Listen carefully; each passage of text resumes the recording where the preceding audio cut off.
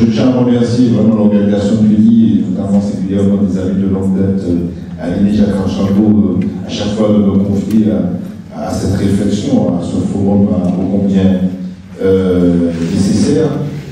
Sans vouloir parler de moi, je vais essayer de me positionner pour voir comment je peux m'introduire dans ce débat, en fait, un peu pour partie, pas totalement. On a vu la dimension aussi, la question du trumpisme, de la montée des fascismes à l'échelle planétaire, mais qui peut être perçu comme franco-français, parce que moi je suis un souverainiste écologiste, bien sûr, martiniquais, mais néanmoins député français. C'est très compliqué. Donc moi je suis au groupe GDR, donc avec les communistes, un groupe qui rassemble à peu près 9 députés, 8 députés des Outre-mer, à la fois le Martiniquais que je suis, mais également les députés de la Guyane, les députés de la Réunion et les députés de Polynésie. Donc, sur la question, parce que je vois un positionnement très décolonial, et le débat, je salue d'ailleurs Malcolm Ferdinand et les autres amis qui ont participé à cette table ronde d'hier. Donc, notre groupe, c'est un groupe à la fois de communistes, mais aussi de députés progressistes des 10 Outre-mer. Donc, évidemment, dans la réponse que je vais apporter aux 3 questions, je voulais ce positionnement un peu décolonial. Bon, on a compris ce qui se passe aujourd'hui, bon, ça peut être comique, mais c'est tragicomique. On est devant une crise politique, une crise de régime, et qui est un peu plus inquiétante lorsque on sait bien que l'afro-descendant que je suis pour voir poindre à pas très loin de nous la perspective de l'arrivée de l'extrême droite au pouvoir.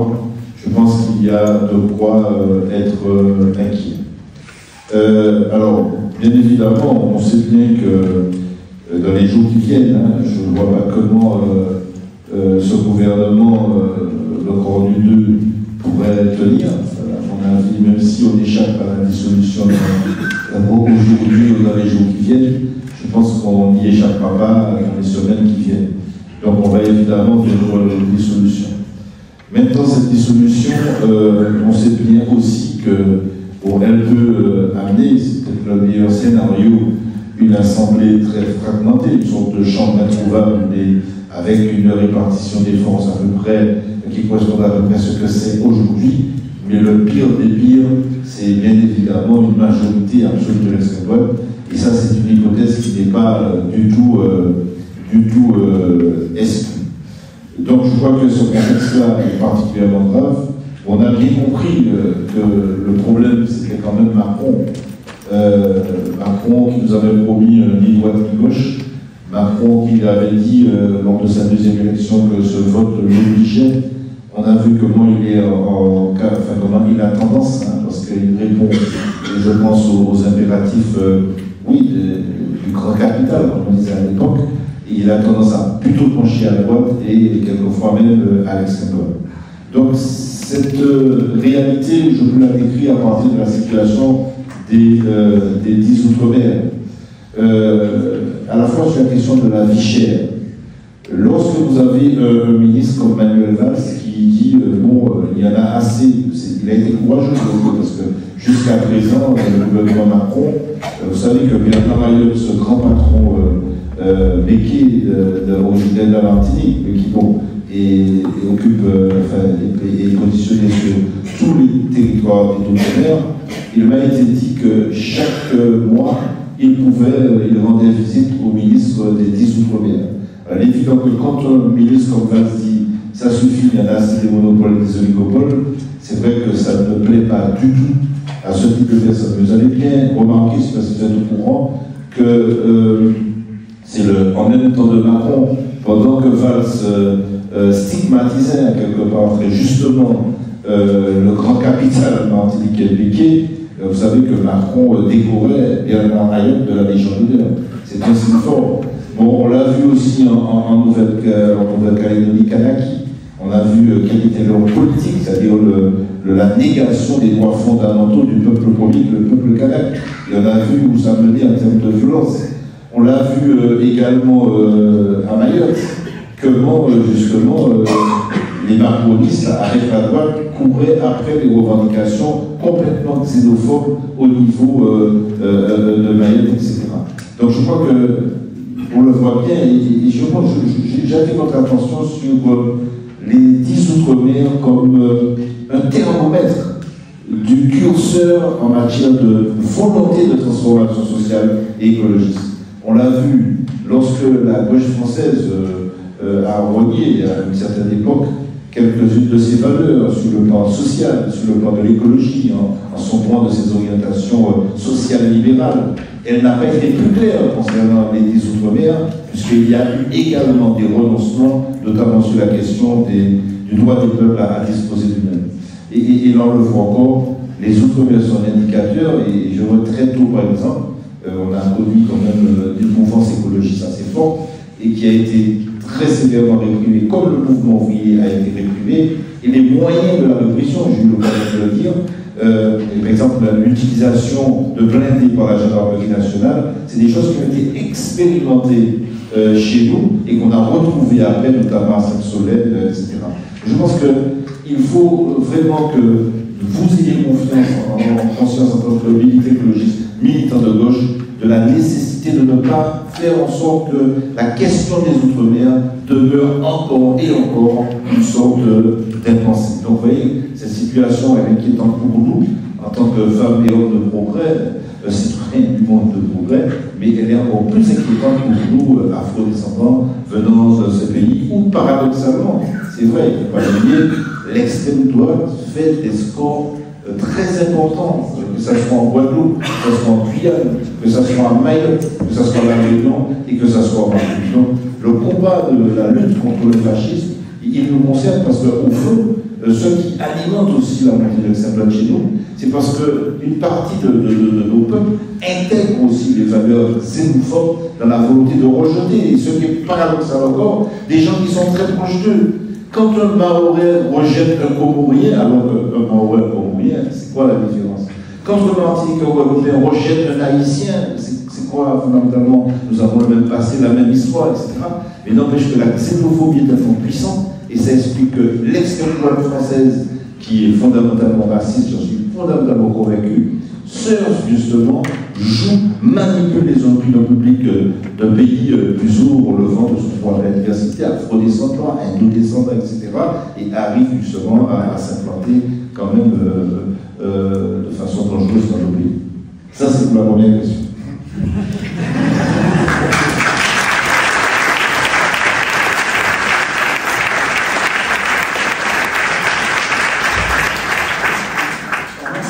L'idée c'était de vous enchaîner sur les deux autres questions.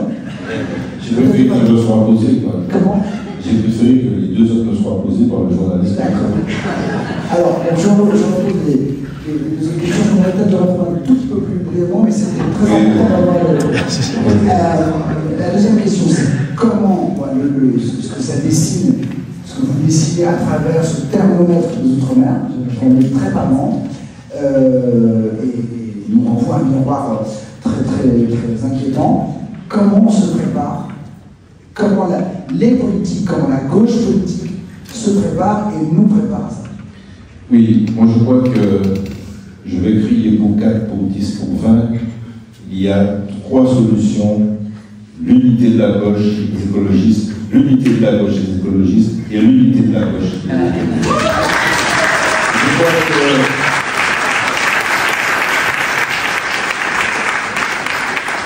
Je crois que nous, alors, il y a la position du Parti communiste que je peux représenter, le communiste moi-même, et vous avez vu qu'il y a eu quand même des frictions entre ce qui était la position du Parti communiste, sa direction, et ce qui était la position du groupe GDR. Dans notre groupe, qui est co-présidé à la fois par Stéphane Peu, qui est député de la Seine-Saint-Denis, et par Émile Kabili, qui est député de la Réunion, nous disons très clairement que quoi que fasse le PC, nous irons à toutes les réunions envisageant la perspective d'une unité de gauche, mais sans exclusion de qui que ce soit. Quand on parle de rassembler la gauche, c'est toute la gauche, sans exclusif, et pour nous, c'est fondamental.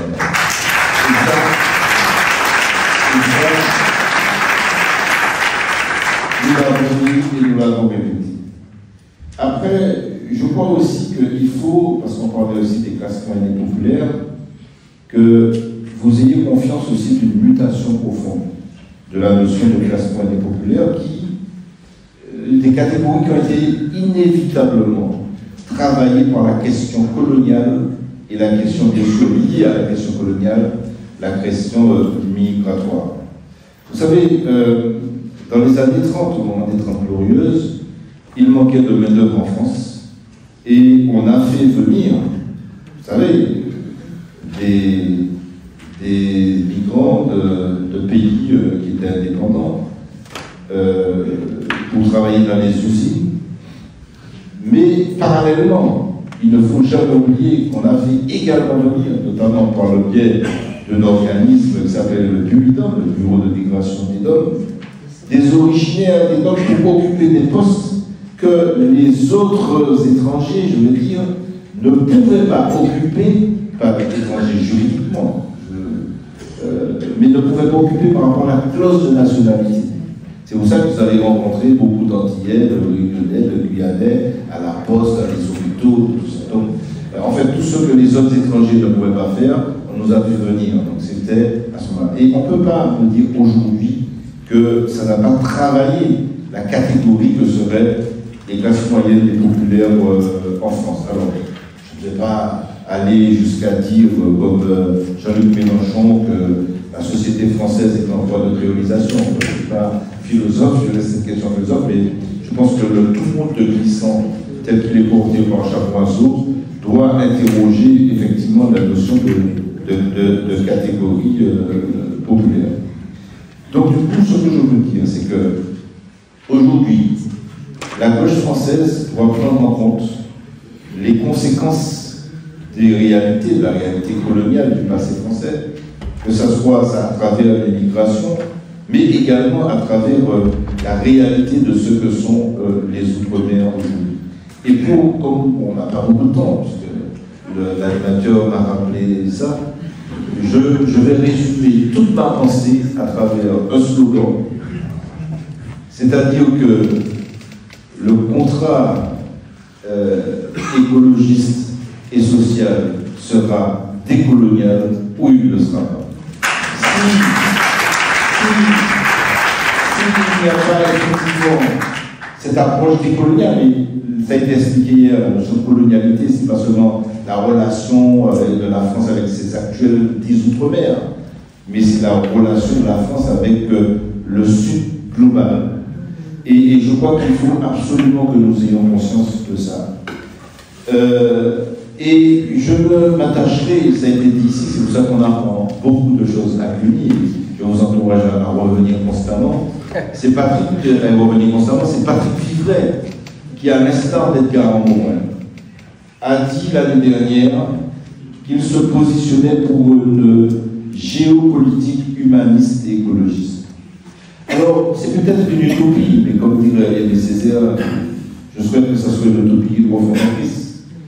Êtes-vous prêt à considérer qu'il faut sortir de la logique des puissances, des rivalités Chine, États-Unis, Europe, etc., pour qu'à partir du socle, notamment des idées des Lumières, bâtir d'autres valeurs autour des questions des relations nationales.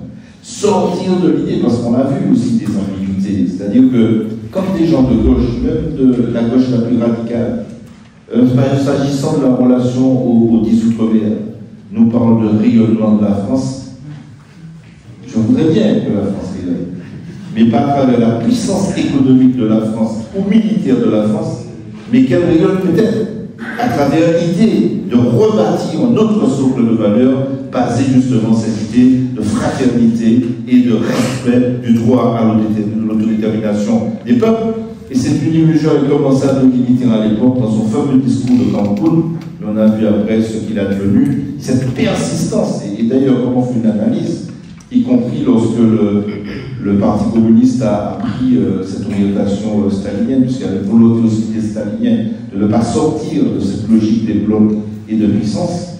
Et je vous invite vraiment, et je le dis à mes amis communistes, à revisiter.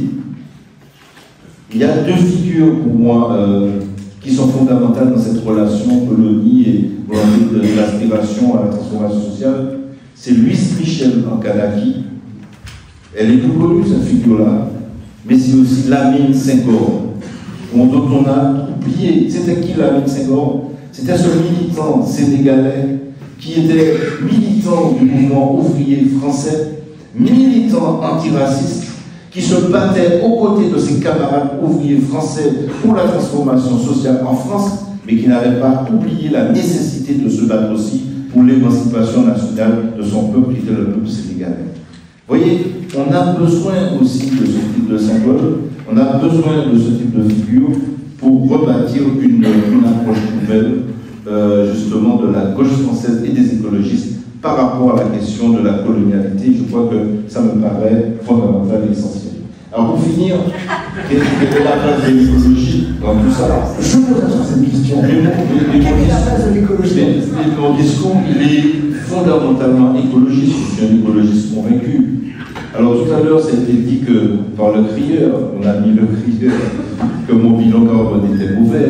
Mais en fait, c'est pas la première fois que je viens. Si je viens tout le temps, parce que je suis un député de la Martinique à l'Assemblée nationale française, et en fait, on peut dire que le bilan carbone de la colonialité, ne serait-ce qu'à ce niveau-là, est très très mauvais. Donc ça explique que je sois très très écologiste. Donc, après, bien évidemment, la question de l'écologie, bon, je vais finir dessus.